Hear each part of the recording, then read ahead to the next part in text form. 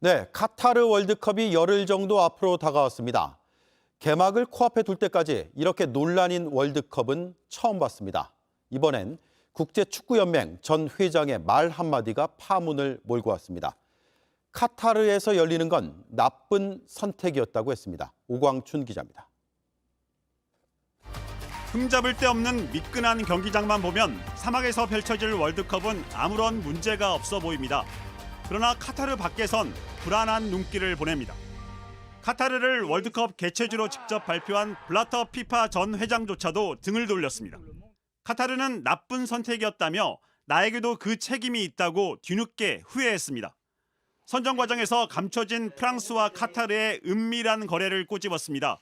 개최지 투표 2주일 전 카타르 왕세자와 프랑스 대통령 그리고 플라티니 유럽축구연맹 회장이 함께 만났고 이후 플라티니 주도로 유럽에서 4장의 지지표가 카타르로 향했다고 주장했습니다. 결국 투표에서 미국을 따돌린 카타르는 그 대가로 6개월 후 프랑스 전투기를 사들였다고 덧붙였습니다. 그동안 카타르의 뇌물 의혹은 꾸준히 제기됐습니다.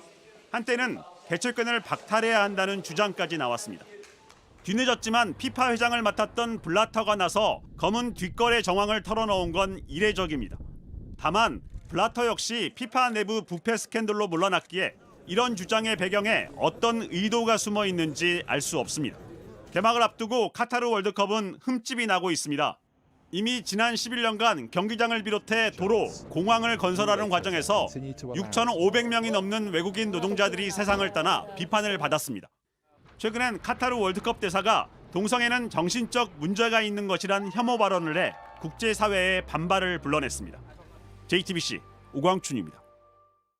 카타르 월드컵을 둘러싼 논란은 오늘도 이어지고 있습니다. 이번엔 카타르를 지지하는 대가로 피파 집행위원 3명이 각각 20억 원을 받았다는 한 내부 고발자의 주장이 나왔습니다. 이선화 기자입니다.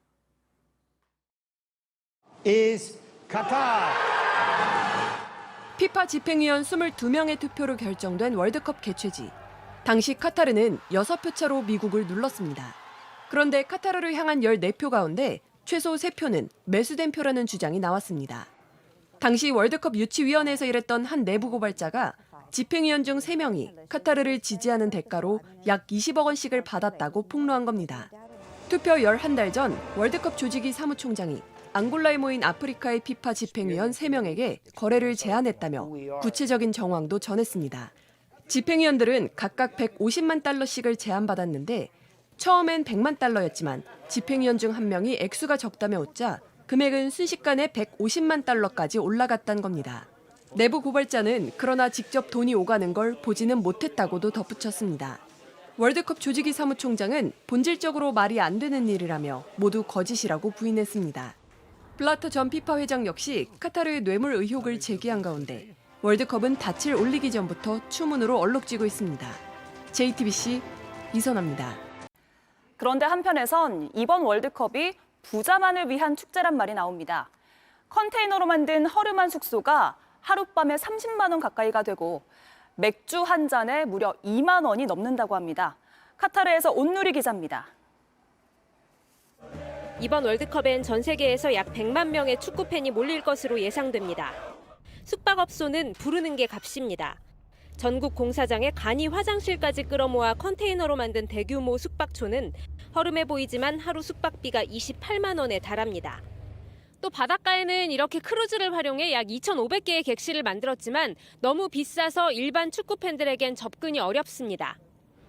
때문에 많은 축구팬들이 인근 아랍에미리트나 사우디아라비아의 숙소를 잡고 경기 당일만 카타르에 들어오면서 하루 약 500편 정도의 이른바 셔틀 항공도 생겼습니다. 비싼 건 이뿐이 아닙니다. 축구와 가장 잘 어울리는 맥주도 현지에선 허락되지 않습니다. 이슬람 국가인 카타르는 알코올 취식을 금지하고 있어 공공장소에서는 술을 마실 수 없고 어기면 약 100만 원의 벌금을 물어야 합니다. 그나마 월드컵 기간 중 경기장 외부에는 팬 페스티벌 존이 마련되고 경기 전후 6시간 동안 음주가 허용되지만 맥주 한 잔의 가격이 무려 2만 5천 원 정도입니다. 이마저도 카타르 당국에선 못마땅해 해 이벤트 장소가 눈에 덜 띄는 곳으로 옮겨지는 일도 벌어졌습니다. 피파의 최대 규모 스폰서 중에는 맥주 회사도 있어서 대회 조직위는 후원사와 정부 사이 조율에 애를 먹는 모습입니다. 가장 기본적인 것들이 멀어진 월드컵.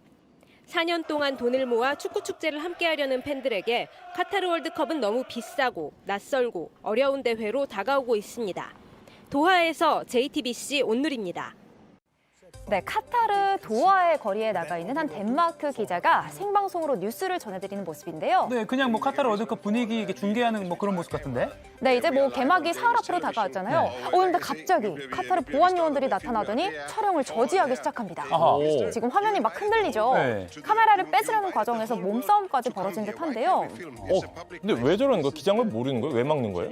분명히 기자라고 신분을 밝혔다고 하는데 그럼에도 불구하고 이 보안 요원들이 촬영을 계속하면 카메라를 부수겠다 협박을 했다고 해요. 아니 근데 이게 딴 것도 아니고 세계인의 축제 월드컵을 취재하러 간 건데 기껏 초대를 해놓고 왜 저렇게 하는 거죠?